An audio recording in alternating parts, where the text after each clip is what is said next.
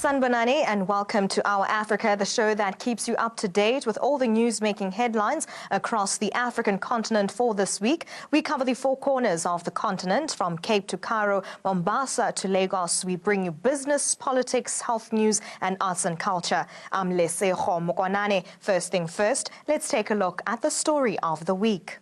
The 31st African Union Summit ended in Nouakchott, Mauritania, earlier on Monday, with advisory decisions on Libya, Somalia and South Sudan. 22 African heads of states, 4 prime ministers and 2 foreign ministers attended the two-day summit. Now, in a statement, the African Union's Peace and Security Council stated that the international actors should resume their efforts to implement a UN plan which aims to secure stability, territorial integrity and security in Libya. The statement emphasized the humanitarian conditions in South Sudan and said the parties should fulfill their obligations. Chairperson of the AU and Rwandan President Paul Kagame said the African Continental Free Trade Area Agreement was among issues that topped the summit's agenda.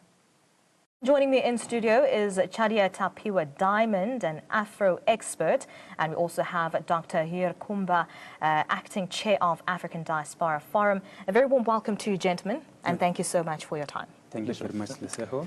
Diamond, I'm going to start with you. Now, security issues topped the agenda at the summit. It seems as though security is an ongoing issue that the continent is struggling to deal with at this point. First and foremost, I would like to congratulate the President of Rwanda, who is also the Chairperson of the African Union, His Excellency Paul Kagame, for having a well-attended and a worth to talk about 31st African Union, which was hosted in Mauritania, where the President is Mohamed Aziz. And also there was a novice as well from Sierra Leone, and the President there is Bio Mamada Bio, who came in for the first time. So those are some of the outstanding events which happened at the 31st African Union Summit in Mauritania. But security has always been an issue in Africa, and it remains there as an issue. Like now, as you were on the news now earlier on, the issue of the Boko Haram, it still remains an issue. The French president, of course, he came to address those issues, and there's a French-backed G5, a group of 5 nations, the G5 Sahel. They were also been attacked in the last, coming to this summit, you know. So it still says that there is a huge security risk that is still there in Africa, and that issue still needs to be addressed. If we look at the issues of the Boko Haram and the police officers not getting paid, I believe if they were getting paid properly, they might be able to do their job properly, because there could come issues of infiltration within the police sector. So I think security remains a major African issue, the same way the migration issue has not been resolved in Africa. I'm going to come to you, Dr. Kumba. When it comes to security, how are we supposed to be tackling this issue that we keep on referring back to, and it seems like we're not getting any solutions? Listen, we have to get back to reality. Issue related to security crisis in Africa, and the theme of the summit was about security issues, trade and corruption. All of them have a link with our historical colonialism, because there is always a link between the migration of people that is correlated with the politics of our people and our people going overseas as well. So if we don't go to the grassroots of the problem, I mean, we're going to turn around the peripheral, but the problem will still remain. And the problem in Africa currently, and I sorry because I have a flu, the problem with that is related to the fact that we are almost shy of the fact that we have still the wounds of the past that is pursuing us. And if we don't address those issues seriously and drastically, but then it's going to be a mere talk. So I truly believe that a high level of discussion should be addressed to discuss the effect of colonialism in the continent. Because you will see that most, for instance, French country, up to now, for more than 70 years, have not been yet in their feet, simply because we are still holding to colonialism agreements that is controlling our economy. And if we don't address those issues, but then it is just going to be in Ethiopia. Several shipwrecks in the Mediterranean have left the UN fearing for the fate of those missing. More than 200 people have gone missing at sea during shipwrecks while trying to cross the Mediterranean. The pace of departure of migrants, mostly African, from Libya has accelerated after a European agreement to deter such crossings. At least 7 people, including 2 children, were killed and 123 others were rescued after their boat sank near the Libyan coast.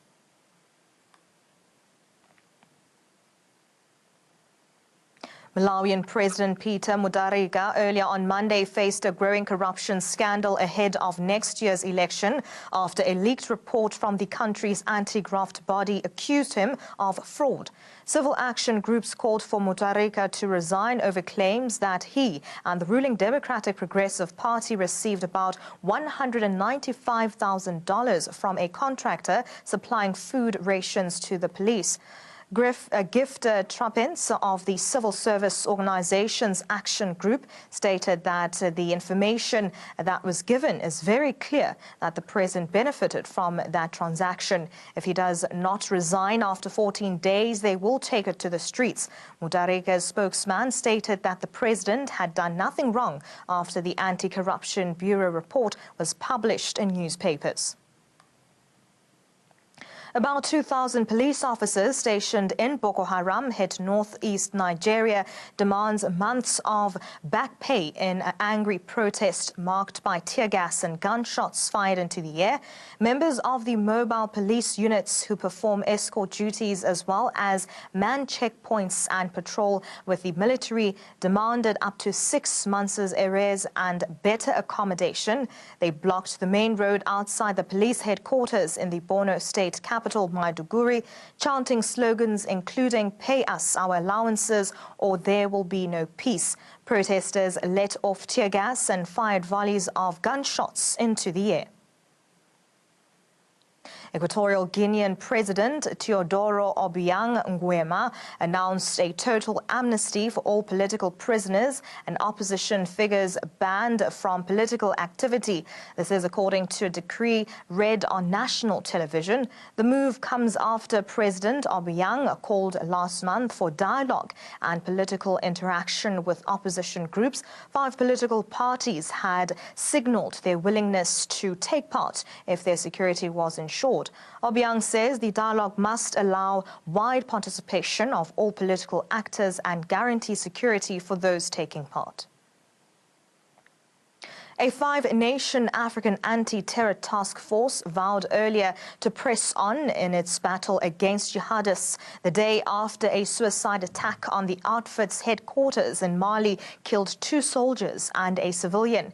The attack, which took place, was carried out by a bomber in a vehicle painted in UN colors who destroyed the building's entrance wall. It was the first attack on the headquarters of the G5 force, set up with the backing of France in 2017 to roll back jihadist insurgents and criminal groups in the vast, unstable Sahel region. Je pense à ces jeunes hommes qui sont morts pour la défense de la patrie sahélienne. Ils sont morts en mission commandée. Ils sont morts dans une mission de haute portée, régionale, internationale et nationale, au service de nos peuples, de la défense de nos valeurs, de notre mode de vie. Zimbabwe police stated earlier on Tuesday that they had arrested 2 suspects over the grenade blast at an election rally that killed 2 people and narrowly missed President Emmerson Mnangagwa. Police Chief Godwin Matanga says investigations are continuing over the explosion in the country's second-largest city of Bulawayo on the 23rd of June. He also added that he would like to applaud the level of cooperation and support that the joint investigation team has so far received. Last week, 2 suspects who were in police custody on alleged terrorism charges failed to appear in court and were reportedly later released without charge. Mnangagwa, who took power from veteran leader Robert Mugabe after a brief military takeover, has accused aggrieved supporters of Mugabe's wife Grace of being behind the attack. Sadly, our spirits have been dampened by the nefarious and horrendous act that took place barely a fortnight ago, which, from the look of things, was apparently an attempted assassination of His Excellency the President, Comrade E.D. Mnangagwa, and other dignitaries. I would like to applaud the level of cooperation and support that the joint investigation team has so far received, culminating in 2 suspects being accounted for. To the perpetrators of this callous act, I say, be warned that we will certainly sniff you out from wherever you are hiding, and you shall face the full wrath of the law. To the rest of the public, I want to say that as I speak, we have already taken steps to heighten the level of our vigilance as law enforcement agents to ensure your safety and security. We heartily applaud the government stance on zero tolerance to political violence and tirelessly preaching the need for the country to hold free, fair, credible and transparent elections. Still in Zimbabwe, the military vowed to stay neutral in the upcoming elections, dismissing suggestions it would deploy service personnel to influence national polls scheduled for the 30th of July. The military is under close scrutiny following its brief takeover in November that led to the resignation of former President Robert Mugabe. Previous elections under Mugabe were marred by violence, intimidation and fraud, often alleged to involve the security forces. Army spokesman Everson Mugiwisi at a media conference in Harare stated that the Zimbabwe Defence Forces has no direct role in the upcoming elections. He also added that they are disturbed by false reports alleging that the Zimbabwe Defence Forces is going to be used by the ruling ZANU-PF to rig the posted vote.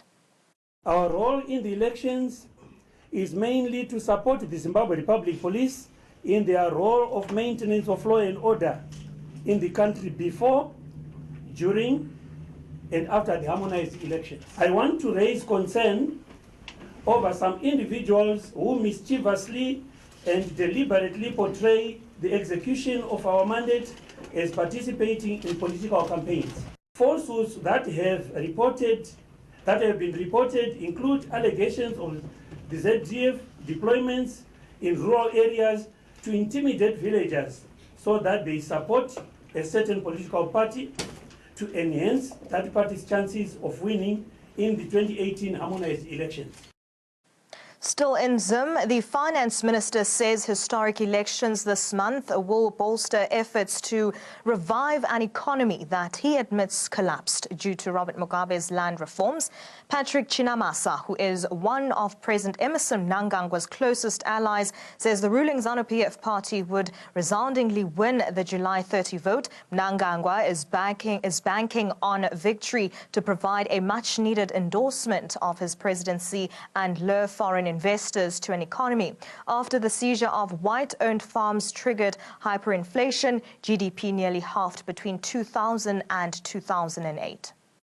It is very clear that we should be able to achieve at least 6% growth target this year. Why I say so is that much of the environment which investors were complaining about has been corrected. You know, we have been able to correct and repeal the indigenization law, which basically stopped investors to come into mining, to come into manufacturing, to come into agriculture, to come into any sector of the economy. That environment is now more conducive for foreign direct investment. We don't want aid. We don't want donations to revive this economy. What we want is access to capital. If we can get that overnight, you will see miracles be performed here.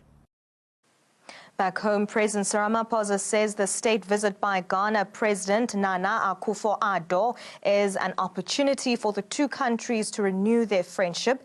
Ramaphosa hosted his counterpart at the Union buildings. A step towards strengthening political and economic ties, President Cyril Ramaphosa welcomes his Ghanaian counterpart Nana Akufo-Addo. This is the first state visit that Ramaphosa is hosting since he became president of South Africa. Both leaders vowed to root out corruption in Africa. The hour and the time has now come for African leaders to begin to tackle the elephant in the room, which is corruption, and recognizing that corruption has been impeding the development of our continent. And it has manifested itself through illicit outflows of money out of our countries, and they are counted in the billions and billions of dollars. But it has also manifested itself by getting into the structures of government and forming parasitic networks. I think that to reinforce what President Ramaphosa has said, the need for close collaboration between our two countries who are working for common purposes on the African continent, to ensure the development of our continent, to ensure that we are masters of our own destiny. President Akufo-Addo lamented the fact that Africa is rich in resources but has little to show for it. Our continent has everything, and yet we're the poorest people on the face of the globe. That anomaly can no longer continue. And it is because countries under responsible leadership like Ghana and South Africa commit themselves to working together, collaborating over broad areas of mutual interest, that we can advance to that goal. Akufo-Addo also encouraged the promotion of continental free trade. And also to express my appreciation for the honor that was done me by being invited to deliver the centenary memorial lecture in Accra, commemorating the life of the great man, Nelson Mandela. The High Commissioner invited me to do that. So on the 18th of July, I'll be doing so. And that is yet another big honor that the South African people are bestowing on me. And I appreciate it very much. Both heads of state reaffirmed their commitment to fighting corruption across the continent and furthermore said that they are working towards building an Africa that is free from foreign control. Natasha Piri for Afro Worldview at the Union buildings. President Cyril Ramaphosa has held deeply rooted bonds forged during the apartheid era. He hosted a ceremony to receive letters of credence from representatives across the world. The event was held at the Presidential Guest House in Pretoria. The president stressed the importance of maintaining friendly relations with all countries. This ceremony further strengthens the ties between our countries as we welcome the esteemed representatives of Angola, of Austria, Burkina Faso, the Republic of Congo, Indonesia, Jamaica, the Republic of Korea, Liberia, Malaysia, Mexico, Uruguay, and Zimbabwe.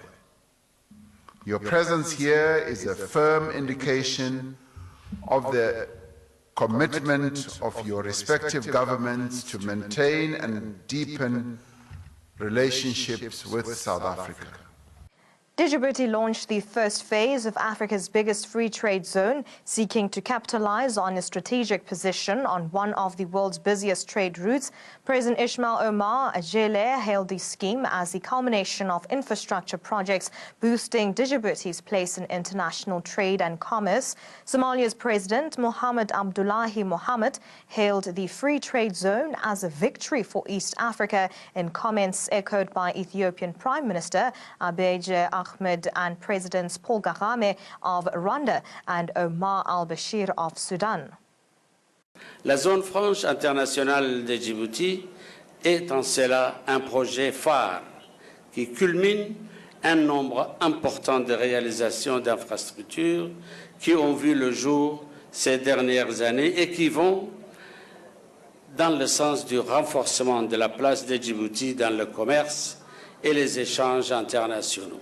En l'occurrence, l'impact économique attendu de la zone franche internationale de Djibouti, c'est une contribution de 200 millions de dollars sur le produit intérieur brut, soit 11% du PIB dans la phase pilote d'exploitation de 2,4 km². Et une montée en puissance aux horizons 2035-2040. I just wanted to say how happy I am to be joining you, Mr. President, for the inauguration of this very important facility that will not only serve Djibouti, but also the wider region of our continent. Hundreds of protesters attended Eswatini's first Gay Pride March, calling for equality and rights in a country where homosexuality is outlawed by the absolute monarchy. About 500 people turned up for the historic march in Babane, the country's largest city, draped in the rainbow flag, international symbol of the LGBTQI community, and wearing T-shirts printed with the message, "God is love." Peterson, U.S. ambassador to Eswatini, says some of the LGBTIQ community are afraid to come into the open because they are afraid of threats of injustice, adding that the LGBTIQ community is here to make justice for all. Male homosexuality is outlawed in Africa's last absolute monarchy, ruled by King Mswati III, who has reportedly described homosexuality as satanic. I hope you all have fun, be safe, stay on the parade route, and congratulations for Eswatini's first. We mustn't be afraid to talk about issues that affect us as people. We consistently hide behind walls. We are not encouraged to speak. And this is an environment that asks us to come out and be part of a cause that is bigger than ourselves. We work hard for this. We come a long way for this pride. So for us, it's a wow. Yes, it is. It's a wow. It is for a the wow. first time experience. Yes. And now the main message was Swaziland, we are here. Yeah. Because it's the first event. We're just saying Swaziland, we are here, we exist. I'm happy. I'm in love with people. People love me. People are happy. People are excited. I do not see God being mad at us being able to love. At the end of the day, love wins. Sophia, the famous artificial intelligence humanoid robot, appears for visitors of the MCIT International Expo in Addis Ababa, Ethiopia. She is designed by Hong Kong firm Hanson Robotics and can express her emotions through a number of facial expressions via a large number of motors under her skin. It is a great pleasure to finally be visiting Ethiopia. The programmers at ICOG Labs who helped Hanson Robotics build my software have always told me what an amazing country it is. I'm really excited because, it's like a big deal for Ethiopia, but I was really nervous because I'm scared of her, basically, and artificial intelligence. But when she started talking, she was saying that, she wanted to help humanity, and she was saying that, artificial intelligence is a good thing. So I thought that speech was really good. Sophia has her own character, right? So what we're planning to do is build a new character which has Ethiopian flavors, Ethiopian philosophies. So what we're currently doing to enable that is In the first phase, we're trying to add more robust text-to-speech and speech-to-text recognition, because when you talk to her, she has to hear you and reply back some set of responses. So we're trying to make the software that can process Amharic and different Ethiopian languages more robust. Cameroon has accused Amnesty International of disseminating crude lies after it stated that security forces had committed summary killings, arrests and property destruction to try to crush a separatist insurgency. Communications Minister Issa Chiroma Bakari stated that the report is stuffed with crude lies, hasty deductions, unacceptable maneuvering, which are part of a strategy of harassment and destabilization of their country in its fight against the terrorist threat. The government rejects this supposed report with the greatest firmness, he added in a statement in a 37-page report that Amnesty stated that it had catalogued unlawful killings, destruction of private property, arbitrary arrests and torture by the security forces in 2 restive regions of the West African country. The unrest is unfolding in the northwest and southwest regions, home to most of Cameroon's English-speaking minority, which account for about a fifth of a population of 22 million. Nous pensons que ceci va, n'est-ce pas, comment dirais-je, essayer de motiver davantage nos frères qui ont quitté le Cameroun, qui sont de l'autre côté, et même ceux qui sont là et qui sont en train de souffrir, que le Cameroun se bat, c'est tous les Camerounais qui se sentent concernés pour ce problème du nord et du sud-ouest. La collecte des fonds ne sera jamais une solution indiquée. Je crois que les autorités savent où se trouve le problème et les Camerounais en ont tellement proposé des solutions qu'ils savent exactement ce qu'il faut faire. Nous pensons tous que, et nous en interne comme dans la communauté internationale, que seul le dialogue serait la voie de beaucoup. Ce fonds qu'on continue, cela, ça ne peut même pas arriver, comme ça peut arriver. C'est pour payer quoi? Pour avoir l'enfant à l'école? Non. Tous ces gens-là, comme le diable, parce que les familles sont en brousse. On va aller en brûler de l'argent ou la nourriture? Non, ça ne peut pas se faire. Il faut le dialogue. That's all the news making headlines across the African continent for this week. From Milese Khomukonane and the rest of the Our Africa team, Salani Gahle.